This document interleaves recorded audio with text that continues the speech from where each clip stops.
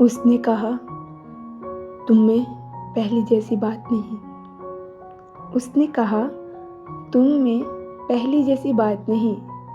मैंने कहा, अब जिंदगी में तेरा साथ नहीं। उसने पूछा, क्या अब भी हर किसी की आंखों में डूब जाते हो? मैंने कहा, अब किसी और की आंखों में वो बात नहीं।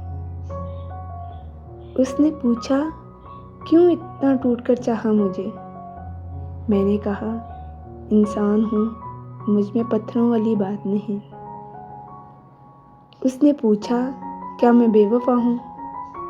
मैंने कहा, अब मुझे वफा की तलाश नहीं। उसने कहा, भूल जाओ मुझे।